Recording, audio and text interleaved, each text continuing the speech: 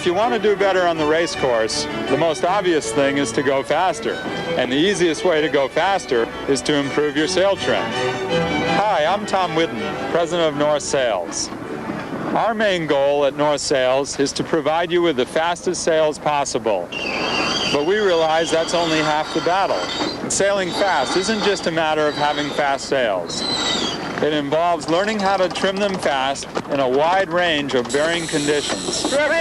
The problem with learning how to trim sails fast for the race course is that every day we go out there, something's different. So we must learn how to shift gears, communicate, work with each other, and make it a total team effort to do well on the race course. We thought that the best way to share what we've learned over a period of years with you is to first go over the principles of sail trim and then bring you on board with us in real race conditions to see how we do it. Okay, I'm turning slowly. Pole's going forward a little. With me will be 3 experts from North Sails. Hey, Mike, can you pull on a little boom bang, please? Our main sail trimmer is Tom McLaughlin. Tom has worked for North for 21 years. During that time, Tom sailed everything from snipes to 12 meters to maxi boats. He was a 2-time college All-American. He's been an alternate helmsman and a tactician aboard America's Cup and maxi boats. No, I think the wind speed's probably reading too high, so... Okay. Gary Weissman is our Genoa trimmer. Gary is the manager of our San Diego loft and has been with North Sails for 15 years. He's a veteran offshore sailor and has been a winning skipper and tactician on Transpacs, the SORC, the Admiral's Cup, and Fastnet races. As soon the pressure increases on the spinnaker and you feel a puff, you ease out on the sheet. Our man on spinnaker is Hans Fogg. Hans has been in sailmaking for 30 years, and he currently runs our North Sails operation in Toronto, Ontario. Hans has been involved in 6 Olympics, including winning a silver medal in the Flying Dutchman and a bronze medal in the Soling. Hans might be best known for designing and constructing the first laser sails. Successful trim is continuously being responsive to varying conditions and situations. Okay, we're going to start our turn. That's the whole concept behind shifting gears. The key to shifting gears is teamwork and communication and interaction between all the trimmers. Well, I think it's full, but when we have it a little flat. You want me to try to flatten? It's like we need to flatten the bottom of this main. Yeah, I was thinking some alcohol huh? as soon as we got steadied out. I'll get that in a sec. The best boats are the ones that respond and adapt to these changing conditions. The worst boats are the ones that trim their sails only by the way they look and not the way they feel. A little too much helm right now. Okay. Tommy. I'll just keep the traveler down. Right. I'm actually feeling a touch overpowered right now. In the old days, the helmsman would say, "Be quiet so I can concentrate." Now he asks for all the information he can get. I'll try a little more jib trim. That'll help your helm. Sure. Yeah, Okay. sounds good. How's your helm now, Tom? Looks like we yanked that Cunningham a little hard. Definitely let the helm off a little. In that case, I'll bring the traveler back up and see where you start hurting. Give it a try. You should see a boat run by Dennis Conner. Everybody's talking, not useless chatter, but everybody's contributing. That's our 15-minute gun, right, Karen? Yeah, it should be. It's the yellow flag on the staff of the boat. Okay. And it's a limit mark. That's and the the limit orange mark. The orange so you just want to inflatable. come in here full speed and just wrap it up through there. Okay, our 5 minutes, guys. Gotta be a little careful of barging. Hey, guys, we're going to jibe. Here we go. Yeah, it should probably come out of... Successful trim requires teamwork, whether you're on a dinghy with 2 people or on a maxi boat with 35. 4 minutes. 4 minutes? The way I look at it, you don't want to get too far from the starting line here, right? The bottom line is that part of trimming for speed is working together to communicate and to work as a team to make the boat go as fast as possible. Let's begin with trimming the main.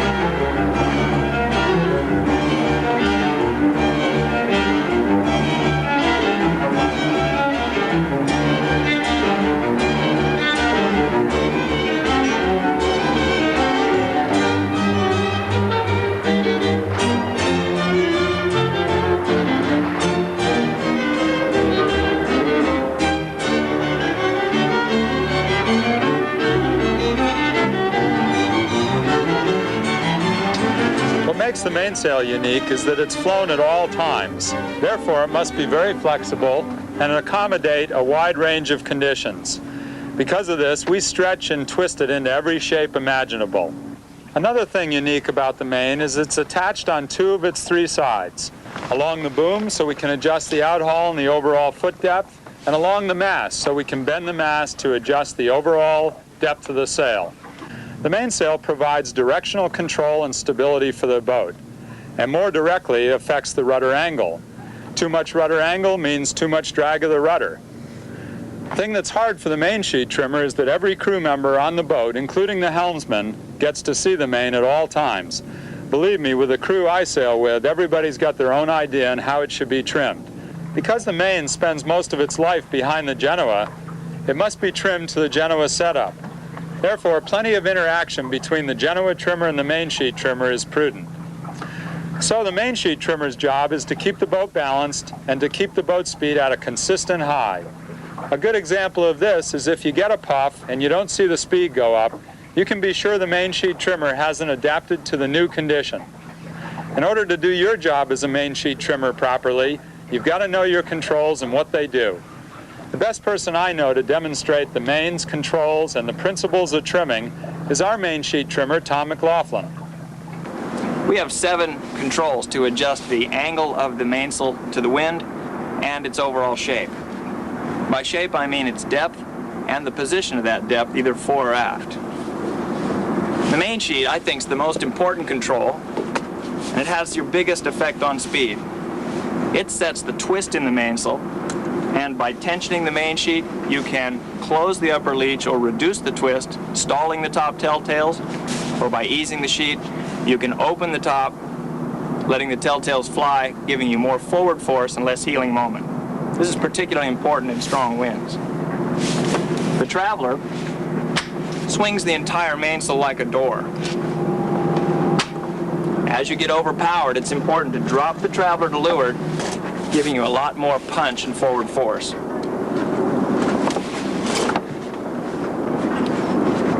The backstay flattens the mainsail through mast bend. When I tension this hydraulic backstay, the mast will increase in bend as much as 7 or 8 inches. This flattens the sail a lot, and when I get up to maximum backstay pressure, sometimes I'll have too much bend. I'll get big, ugly-looking wrinkles coming out of the clew going right to the middle of the spar. To restrict the mast bend and keep some power in the sail, I'll tension the running backstay up in the middle of the mast to keep the mast from overbending. Now in fractional rigs, the running backstay really takes the role of the hydraulic backstay to work in harmony with the Genoa, and they have a special check stay which fits in the middle of the mast to prevent overbending, like our running back on this masthead rig. The Cunningham tensions the luff and pulls the draft further forward. You're going to find that with maximum mast bend, the draft appears to be way back by the leech, and pulling on the Cunningham will pull the shape back forward in the sail again.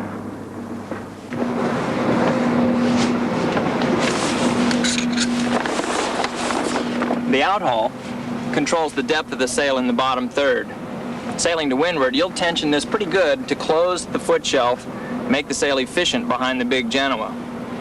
Off the wind, you can slack it right out to open the foot shelf, giving the mainsail lots of power for off the wind.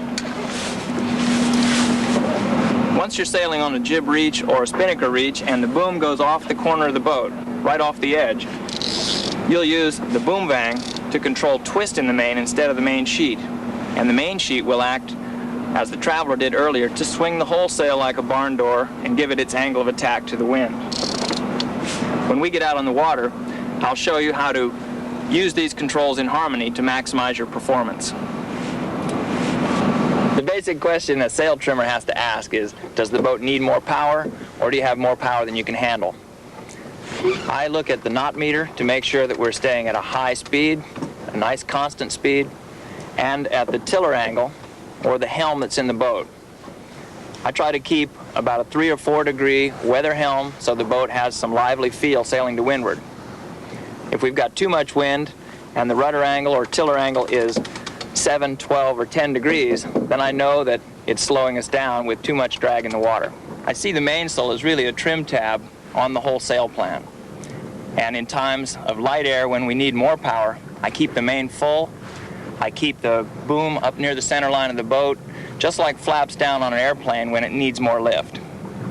And when we're overpowered, as seen by too much weather helm, not accelerating in the puffs on the knot meter, then I make the sail flatter and lower it off the center line of the boat and drop it really into the slot of the jib.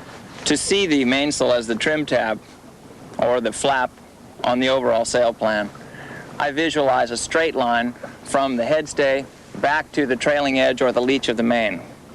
And when we're overpowered, I've got the mainsail flat and way to leeward, flattening the overall sail plan, and when we need the power, I can pull the traveler up, main sheet on harder, adding more depth, and making the overall sail plan a much deeper foil.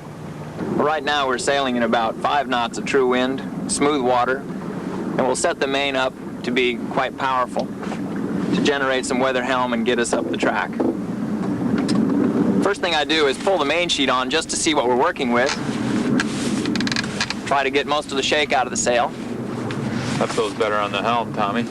Right, but we still have a very deep sail, particularly down low. Hans, if you could trim the outhaul, let's tighten it and flatten the whole lower section of the mainsail. That's better. We've just closed the foot shelf. That'll keep the baggy sail out from the slot, out from the bad air of the jib. I check the main sheet again. Now, I just want to make the point that this main sheet is your most critical adjustment. Most everything else you do, you'll have to come right back to the main sheet and make sure that this is your fine-tuned device. Now, you're trying to get the sail, the mainsail, to luff evenly from top to bottom, just like you are with the Genoa. So I'll lower the traveler just to give myself a little check and see that bubble in the main. Make sure that it's even from the boom all the way up to the headboard at the top. It looks to be about even now, but we're not going very fast or pointing very high. So now that I've checked sort of my setting on the twist, I'll bring the traveler back up, centering the boom, putting it right back on center line. How's the boat feel now, Tom? Real good. Actually, we got a little puff coming back, so maybe halfway between what you did just then and what we had before. Okay, you're never satisfied, are you? Sorry about that. All right, down we go. I can see by the center stripe that we're still pretty deep, getting some backwind there, and we have a lot of depth in the sail in the middle. So we're going to bend the mast a little. That's the way. Now it's flattening out in the midsection. How's that, Tom? That's pretty good. When we bend the mast, the midsection of the mast goes a little further away from the leech. And when you put those two edges further apart, you flatten the whole middle. That's pretty good. Hans, if you could pull on a little bit of Cunningham tension, a little luff tension, that'll pull the draft back forward and make the front of the sail a little smoother. Most people trim the Cunningham much too hard. They pull it so the sail looks smooth instead of looking at the cross-sectional shape that you see in the stripes. What I've done so far is just to set the mainsail up to my eye, just visually to make it look pleasing from my past experience. But the acid test is to go back to the knot meter, make sure that we're keeping a constant high speed, and to the helm.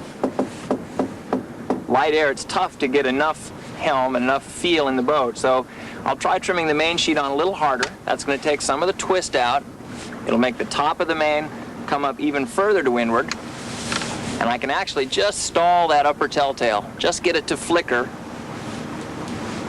At that point, I've got the flaps down. We're putting as much power into the plan as we can.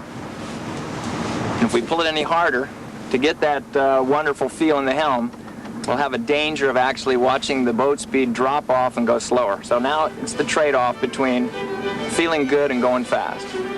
Looking good here.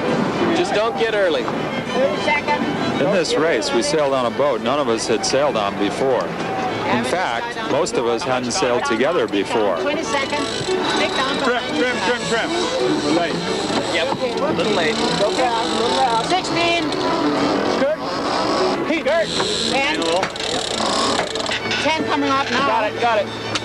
Good speed, Tom. Good speed. Don't put the bell up. 5. Move forward, wait. 2 seconds. Just trim. Feel a little fine there. Much more runner on, Hans. Just a click. Still need speed. Just That's good. good. A little Main's faster. big and full now. We practiced a little before the start, and actually we got our sails looking real nice, but we came off the starting line and didn't have enough speed. Match this guy. He's still a little faster. Need some backstay. Same speed, but he can't. A little too much. Okay, you're doing all right now. You're holding this guy. As soon as you're up, we can back. Okay, took the backstay up to flatten this jib out a little bit. Okay, thank you. Mike, we'll put a little bit of running back. Okay, you're holding this guy to leeward, Tom. You're a little higher, but not quite as fast. If you want to tack and go, we can do it. But just pick it up pretty good because we want to be sure we can Keep tack. the We're depth just in the tacking main. now. Okay, tacking, guys. Big and deep. Everybody ready? Make a good one. Here we go.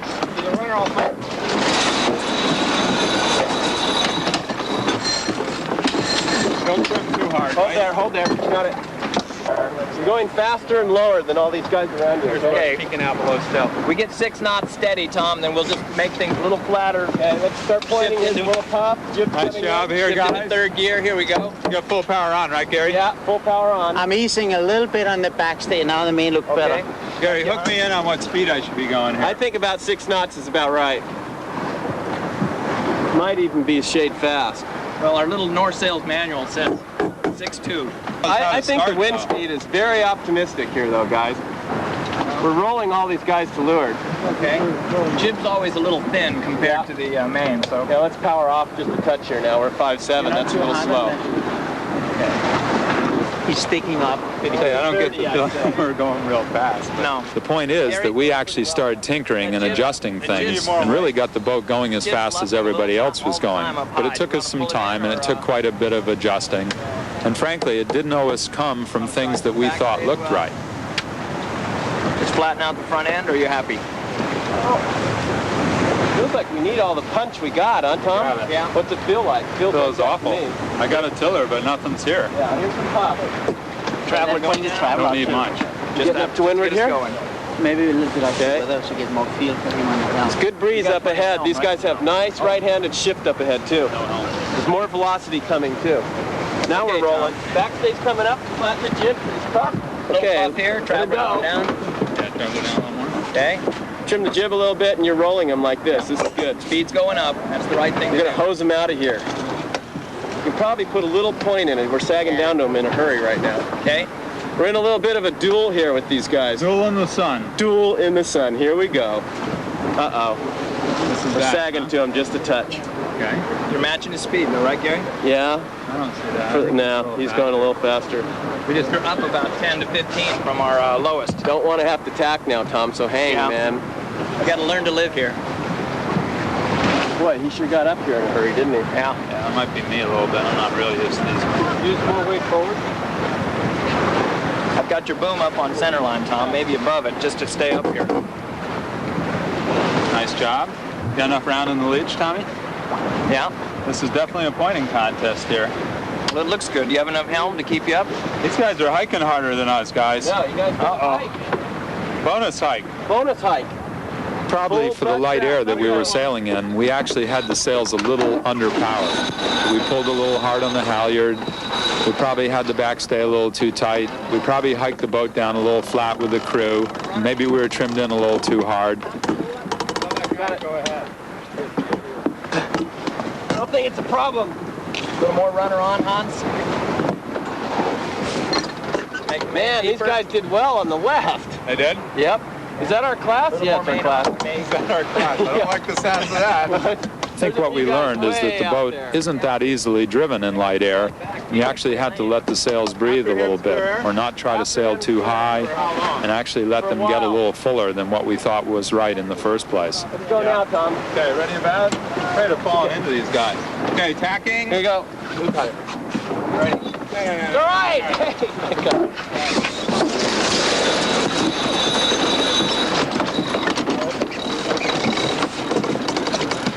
Go, Mike.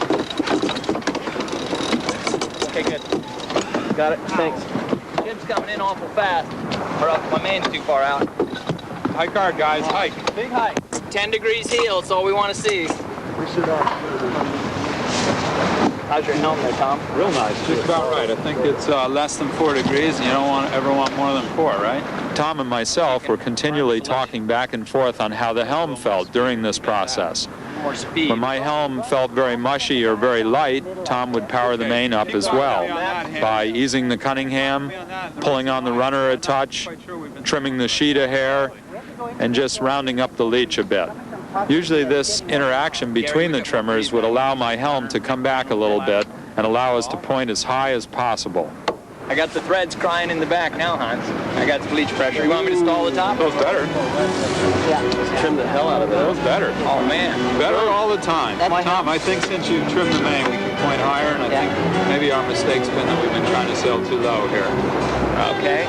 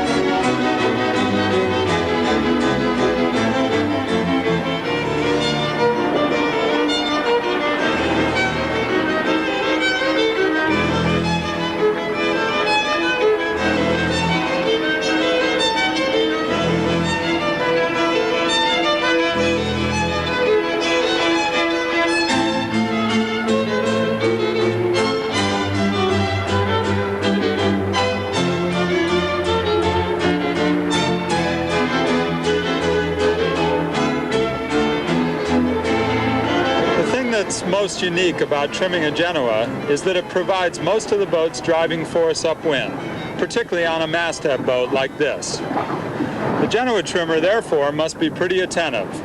The boats I sail on, the Genoa trimmer typically sits down to leeward and plays with the Genoa till he's perfectly happy with its setup. But the Genoa, unlike the main, is out of sight and out of mind, so he doesn't get much help from the rest of the crew. The trimmer has to be pretty attentive. Also, the Genoa has to sail through about a 10-knot wind range, unlike the main that's up all the time. The ideal situation is when we can figure out ways to flatten it and make it deeper through varying wind conditions. That's the part of the job that the Genoa trimmer needs to be the most attentive to. Because the Genoa itself is the largest speed producer on the boat, the Genoa trimmer must be really on top of his sail trim and his coordination with the helmsman. Most Genoa trimmers that I sail with use the speedometer as a gauge.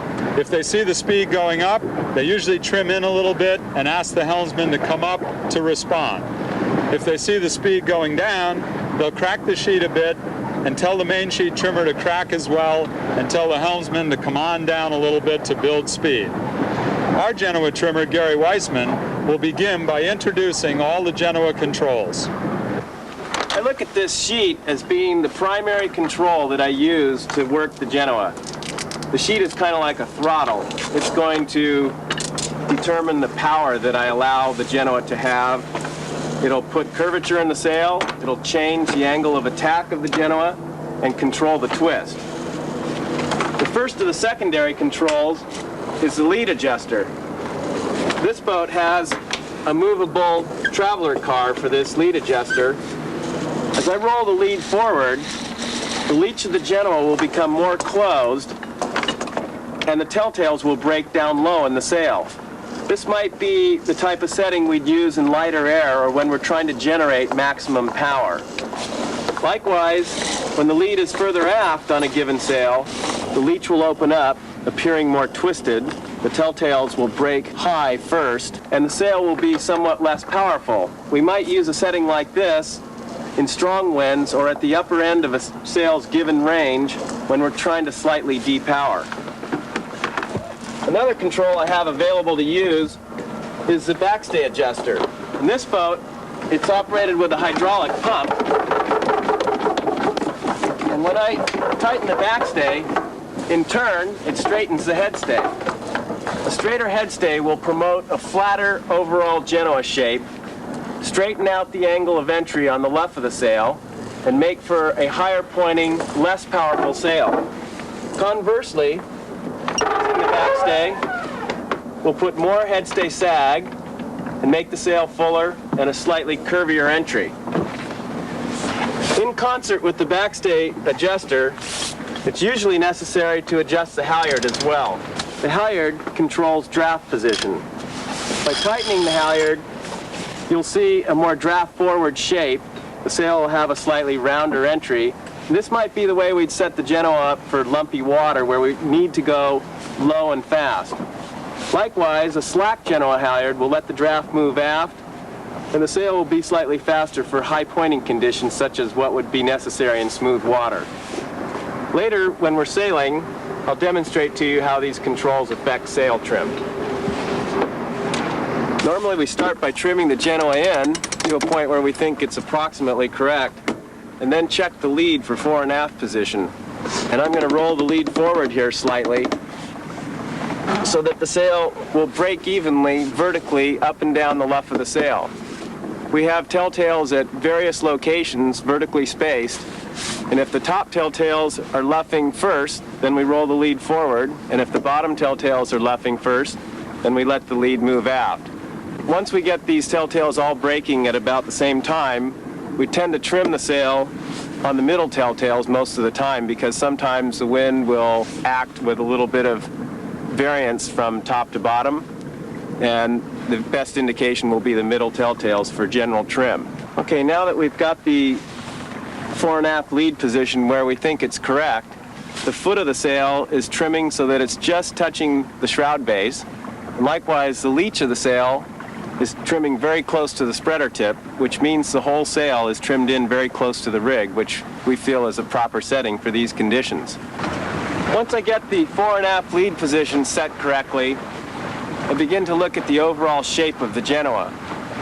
If you really want to get good at this job of trimming the Genoa, you should spend some time during practices up underneath the middle of the foot of the Genoa looking at cross-sectional shapes. By getting a feel for that, you'll be able to do a better job when you're back here at the leech end of the sail. On this boat, we control the fullness of the sail by tensioning the permanent backstay. On a fractional rig boat, we use the running backstays to do the same job. Here I'm going to pump up the permanent backstay, which in turn straightens the headstay, thereby increasing the distance of the span from the leech of the Genoa to the luff.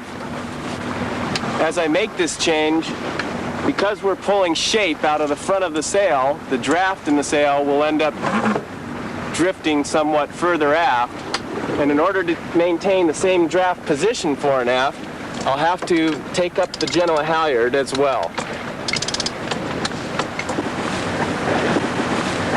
Now we've got the Genoa trim somewhat flatter with the draft roughly in the center of the sail and looking very nice for the conditions.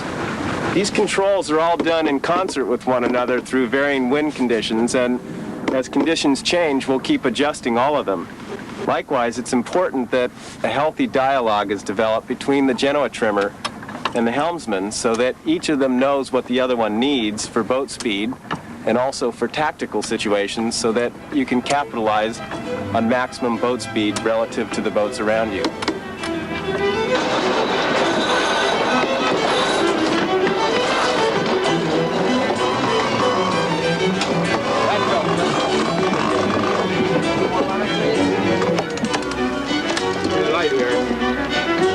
Could have looked worse, I'll tell you that. One thing that made this race particularly challenging is the wind was continually changing both in strength and direction. Here we go, your kind of speed build trim here. I think there's more lift coming too, Tom. Thank God. One thing that seemed to work during this period of time when we were trying to improve our boat speed was to get Hans sitting on the weather rail talking about what he was seeing happen up the course. Hans, keep looking up ahead. It looks to me like this whole thing's settling in with a slight knock. No, we're okay. You're lower than the front boat now. Than the green boat. And the green boat is higher. You're going to get enough puff. It's coming into you now. I got a tiller in my hand, but you're coming When Hans would call that a light spot was coming, Gary would typically ease his sheet a little, let the halyard down, ease the backstay, and really try to power the jib up as much as he could. Okay, I'm getting excited. Speed's climbing. Jib's coming back in with the speed build. This wind's going back to left a little, but actually that green boat up ahead is well up. Yeah, he's well up. Yep. It's going to be a... You're back to target speed. It's one of the reasons we that came good? back. That's There's more good. breeze in here. Okay. And Got me powered up pretty good there, right, Gare? Yep. Okay. This light spot, it's not any party. Just a little ease for you. Help you sail a little faster. coming back. There you go. The next step was for Gary to turn around and say to Tom McLaughlin, hey, I've let my jib out a little bit and I'm powered up. Why don't you do the same on the main? Get the feeling we're just not pointing as well as some of our boys? If so, I'll I'm trim just the main using the sheet on backstay hard. just to make a little more powerful jib because we're going through these light spots and try and keep the power on Okay, the rig a sounds little good. bit more. Let me know if you have too much helm because I'm trimming the main as hard as I can. I'd like to point higher and go faster. Any ideas, Hans? Yeah, I'll let you know tomorrow. One of the most dramatic changes that we made, ironically, is that we let the halyard down on the Genoa to a point where we would have said it was a little too loose, but it actually made the boat go pretty fast. As we got up near the windward mark, our communication between the crew worked at its best. Simon. There's only one boat to work on. Thanks. We tacked. Hey guys, ready about? Yeah. Hans was talking about what he saw for angles on the other boats, and he actually noticed a little shift going back to the left up near the mark. We were able to foot fast to the left-hand shift and then tack on to port and actually cross 3 or 4 boats.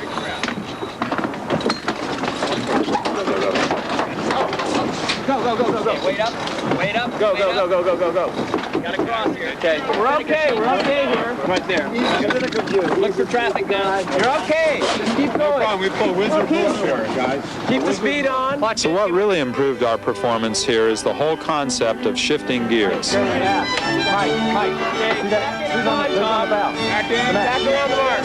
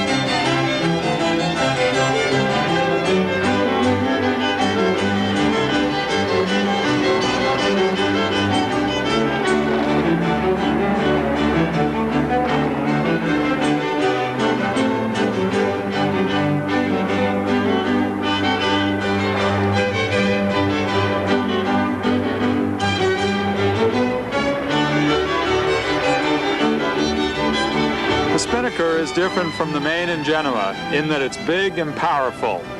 It also provides a huge speed boost off the wind. Unfortunately, the spinnaker is a little hard to trim because it's unsupported on all its edges, so it distorts into 1,000 different shapes. The good news is you can gain a huge advantage off the wind by trimming it correctly, and the bad news is you can lose a lot by trimming it incorrectly. So often we see sailors set it, cleat it, and eat their lunch, and this is the exact worst thing to do. Ironically, downwind is where you can make the biggest gains. Also, downwind is an opportunity to make up for earlier losses. The spinnaker trimmer's main job is to keep it flying at the fastest trim. However, speed depends on constant coordination between the helmsman, the trimmer, and the person on the after guy. A good trimmer is very alert and can help the helmsman feel when the pressure on the spinnaker is perfect.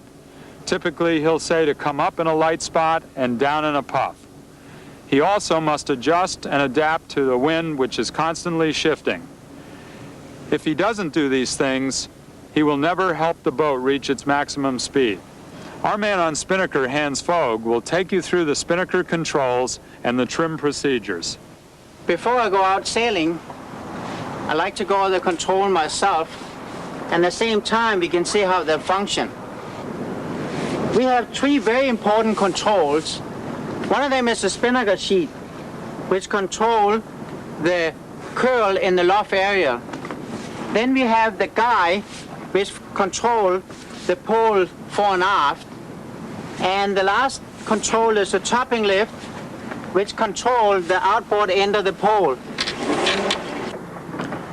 There are three minor controls, which is the spinnaker halyard, the trigger line, and the inboard end of the pole.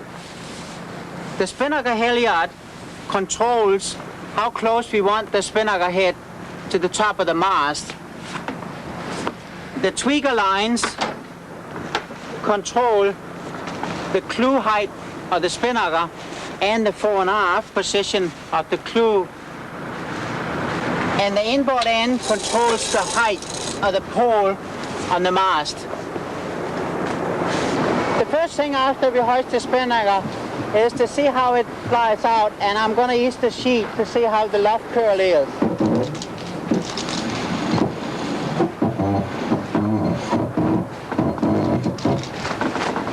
The luff curl is a little bit too far low, and we want to raise the pole to make a flatter entry and a more even luff curls. Can you raise the pole?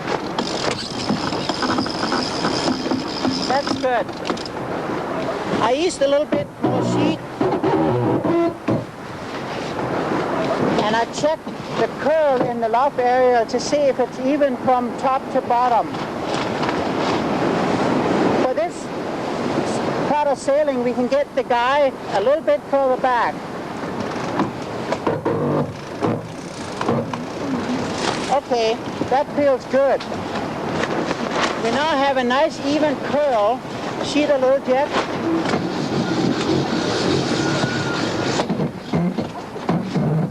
And the spinnaker now flies very well away from the boat. The next step here is to have a communication between the skipper and the guy trimmer.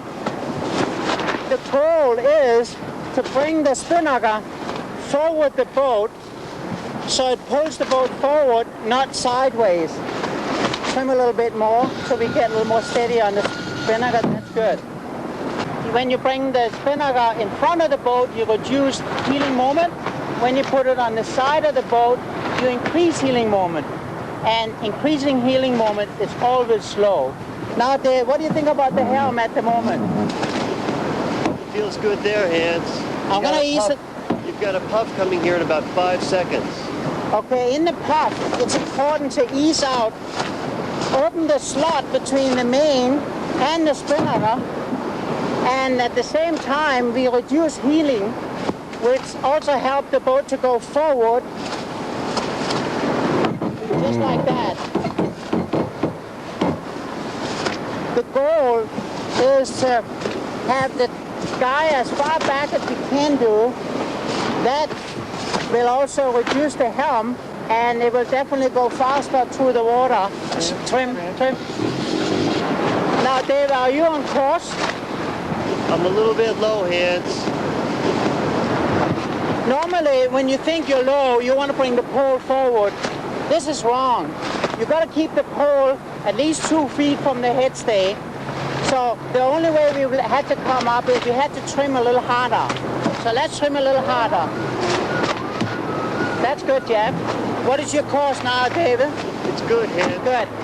Now, when you sail downwind, the wind is always shifting. So when we have some lows, we're going to come up, and when we have some high puff, we're going to come low. The only way to do that is to have a good relationship together with skipper and the guy trimmer. We're getting a puff coming up here, David, and when the puff comes to the boat, I will ease the spinnaker a little bit, just like that now.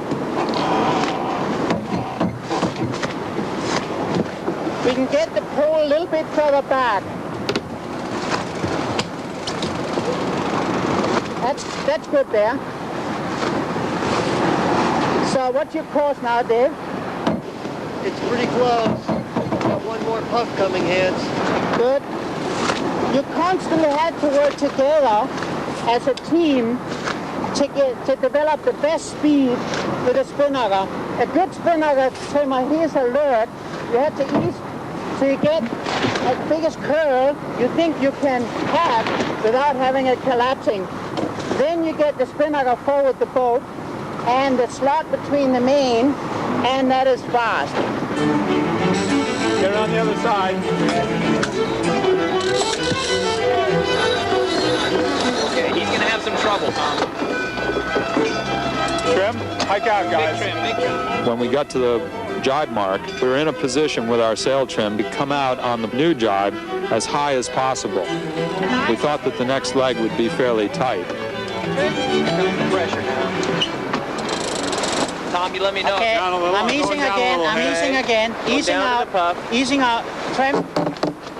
Okay, Nice job on Rosie to leeward here. Whoa, good work, guys. okay, easing Got off one. again. Just a bit, Nice hands. What about squaring that just a touch? square off the pole, Just a touch. Yeah, just to keep the helm out of the boat, huh? do that. Okay, here it Trim. comes. Nice. Try that. That help? Seems a little faster. How's your helm? I'm easing out a bit. Perfect. Good helm. Good helm. Very little current, It's slack important water. to get the spinnaker as far out as pole we can. Okay. So you round this next mark to port, huh? Yes. Okay. I'm easing a bit more, Tom. Okay, nice hands. Main's rolling out. You got all your telltales working here for a change. And off with these Tom? guys. You get ready to go through Lee of him? Sure. We had actually a very unique thing happen to us during that leg.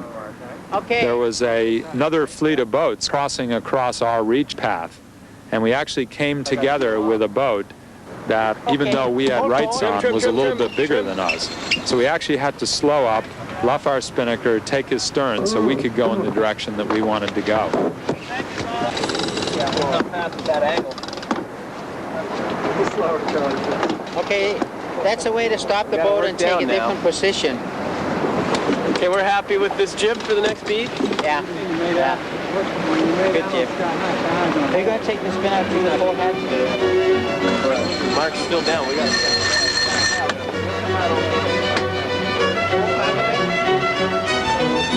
You definitely need to get down here a little, Hans, so you just keep talking to me, okay? Okay. Running is a different ball game. You don't have to worry about heeling moment, and therefore we want to have the spinnaker flying out in front, steady, well in control, and that is fast. So let's take a look at how the spinnaker is set right now. The spinnaker is well set. I don't have to ease the sheet or trim it very much. It sits up there and it's in good control. Let's try to lower the pole and see what happens. Bobby, could you lower the pole? That's good. Now you could see right away that the drag moves forward in the luff and the spinnaker flying a little bit uneven. It is not as steady as it was before. The crew are way too high. The crew are not flying even. And it isn't good trim. So let's raise it up again to the right position. Now that's good. I can ease sheet a little bit and the sail are now flying even with the crew, and that's good. Let's raise the pole up and see what happens when it's too high.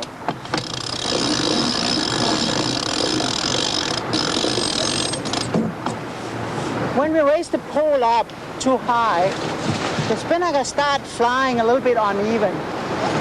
It does break at the top very easily, and it jumps around from side to side. In the rolls, like today we had a little bit of waves, it is harder to steady the spinnaker. So the pole is definitely too high. It jumps around sheet, and which is not fast. Let us take a look at how the pole goes fore and aft, because the proper trim with the pole there is very important. The best way to figure out how the pole is for going downwind is that it should be 90 degrees to the wind. That is a good reference point. Let us see what happened when we put it too far forward. Sharon, can you let it forward?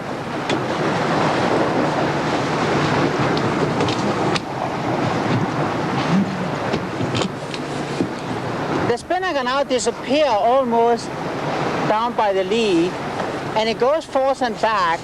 It is rolling the boat. So let's bring it back again to the normal position.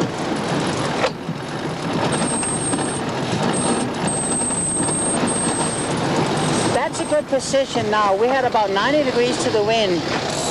So let's try to bring it too far aft. As soon as we get the pole far aft, we start flattening the spinnaker at the bottom. And it is not good for running. It is okay when it blows really hard. It steadies the spinnaker. It flattens the bottom. But for wind about today, 10 to 12 knots, we need more draft at the bottom. It makes it a bit rounder. And therefore, let us bring the pole forward to approximately 90 degrees to the wind. This is a very good setting. For really heavy air running, when you're out of control, let's look at some key points to how to keep the boat in control and help the skipper to sail it properly. First of all, you can oversheet the spinnaker a little bit than normally running because it steadies the boats down. If you really see a hard puff, then you can put the pole further back and trim the spinnaker hard. And that is like making the distance longer between the two clews, which definitely flatten the sail. And that really helped us to steady down the sail. At the same time, you have one more control. We can help you steady the spinnaker. If your boat is equipped with a tweaker line helps to keep down the sheet to fly lower and keep the boat from rolling. That is good to put it on, but it's not good for reaching, only on running. In very heavy air and high sea condition, sometimes we get the boat in a bad rolling moment. And when we start to see the boat rolling so badly that the pole are getting close to the water, it's time to do something about it. The first thing you do is never let the guy go forward. Keep the guy cleated. Instead, the trimmer should sheet in as fast as he can do to flatten the sail out, and that will steady the spinnaker. And you will see the boat will be easier to steer, and therefore you will have less rolling. You can also stop rolling by using the lazy guy or a tweaker line to sheet down more on the clew. In heavy air, we do have this often happen to us that you have a broach. How do we get out of the broach? There is some key points which I'd like to help you a little bit about. First of all, everybody feels scared. Don't be scared. But think about what you have to do to get the boat back quickly. Never ever let the guy go. Keep the guy cleated. And when you are in the broach, you ease sheet a lot until the boat is back on its sailing direction. Then you start trimming again. If you trim too soon, then the boat will broach again, and that is a bad point. So wait till the boat is back on its feet and in the sailing direction, then you start trimming again. But the key point is never let your guy go. Keep it cleated, well back, because we want the spinnaker out in front of the boat to help us let it come back again. It is a teamwork which really helps us to create the maximum speed which you can get out of those sails. They're so big and so powerful. With the right trimming, they're great to sail with.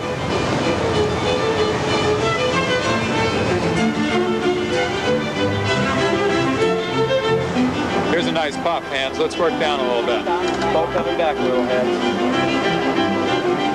How's it feel there? Good there. Good pressure? Good pressure now, Keep yeah. talking to me on the pressure. Okay, I have good pressure. Right? Pull right. Little light now. Pull going forward to touch your Pull head. forward. Okay. By this point in the race, we were starting to feel pretty confident about our speed. Okay. How's this angle? Angle is good there. I like Good. that. The angle is fine. Got a little speed build going now. Pull coming back again, Hans. It's good pressure now. Very good pressure. Okay, you want me to go a little bit lower? Yeah. You got your fork on. Okay, good. Come down a bit. You, Okay, I'm a little too high, right? yeah. Good. Yeah. Good. Here we go. Trim a bit. Good. Stop. We went down the run pretty even in speed with most of the other boats. How's that feel? Especially when you're Feels bow good. up. Good? Good pressure on Let the me know when I spinner can come now. down. Come Still down a little in. bit slow though, I think. Okay, Let get me the build speed some up. speed and then I'll go down. Yeah. Okay. Speed's Trim. coming now in a hurry. Good. Okay, good speed there. You want me to come down a little Yeah, bit? good pressure on the spinner right now. Okay, Come here down. we go. I'm easing out. Pull's coming back. Come down a bit more if you like. Okay, thank you. We actually tried shifting sides with a couple of boats and actually tried sailing lower and then higher and kept tinkering with the set of the just spinnaker gaining. to try to improve our Easing performance. Still a little bit worried about keeping my wing clear here, so. With a good clear air here, no problem. Okay. Yeah, We're going good now, guys, since the wind came up a little bit. yeah. That looks better with a pole up, Hans. Yeah. Opened up the leeches a little on the top and gave us a Yeah. little more projected area, right? The two clews are flying very even now, Okay. which is good. Always a good trim. Think the main's okay, Tom? Yeah, pretty good. Okay. Okay, let's get the outhaul out, main hired up. Start thinking about setting the boat up for going upwind here, guys. Backstay. Backstay up. Am I too low here, Hans, or is it about right? That's good course. Good. Is it up? Need this wind to go right. Okay, let's just get one little wave here, Good, Tom. good there. I'm trying, This Tom. Toscana thing here. Is he coming into this Hey, more boom bang on, please. That's a scary concept right there. How am I supposed to get across? We'll cross it. We're crossing right now.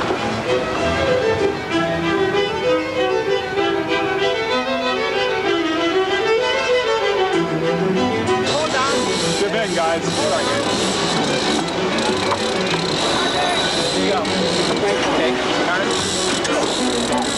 Hike out, guys. Hike out. On our way up, guys. Hit the rail. Toscana's going in there. No room! Hey! No room! Get down. No room! 51 feet of fun coming your way, huh? Came around the mark, stayed on port tack for a little while, and the boat that we wanted to pass was right ahead of us, and we were getting their bad air. Clear the tack, please. So we tacked on to starboard immediately and went to work on trying to get the most speed out of the boat possible. Guys. Here we go. Let's go. Tacking. The wind had come up at this point in the race to about 13 knots, so we were sailing with our heavy one. We felt real confident in our boat speed, so we thought we had a real good chance of beating this one other boat. Big hike. Let's blade the main out by using the runner a little more. Okay. That's the way. Now it's flatter. How's that feel now, Tom? Less helm? Nice. Good. Real good. Looks bad, feels good. Here we go. Jib's starting to trash the main out because we're at the top end of this jib right now. So lead's back right now. It's Okay. twisted some. Sounds good. Got the leech open a bit. Sounds and we good. actually have good boat speed right now. We're working sky high over pretty well. Working them over. Yep. You're not not let the thing breathe a little bit in this condition because we're slightly overpowered. We are going out in there. Yeah. You We're have going well. two helm up here? No, it's perfect. Perfect Is that helm? helm and chest or what? Helm's perfect. Notice your knuckles turning white there. I thought you might have had too much. Looks to me like the left-hand end of the line is favored. Great. Go, go, go, go, go. When we came together, we actually had to duck the boat that was on starboard. Call it on sky high. Gary, just to shoot. We were going so fast when the two boats came together, there never would have been a chance that he could have tacked on our wind and actually made it stick. Okay, you can shoot now. Okay, shooting, guys. Shooting. Nice job. And we ended up just eking him out at the finish line with a shoot.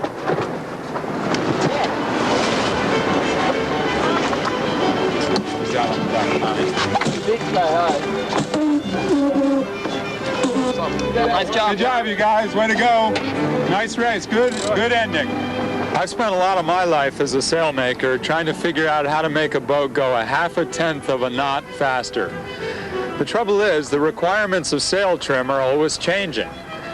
To accommodate these changes, you constantly adjust your sail trim and continually shift gears. We're coming on these guys the whole race. You gotta love it. Now you just gotta work on that first half of the first beat, Tom. When we find how to sheet the sails, we're okay. Yeah. Learning by doing, Hans. Tom, Gary, and Hans have demonstrated the importance of teamwork and good communication. Sure, we didn't win the race, but we had a good time and we got a whole lot faster as we went along. Now it's time for you to try it on your own. Remember the basic trim concepts we have explained. If you concentrate on the key priorities we talked about, you'll definitely be able to go faster. Now it's your turn. Good luck and fast sailing.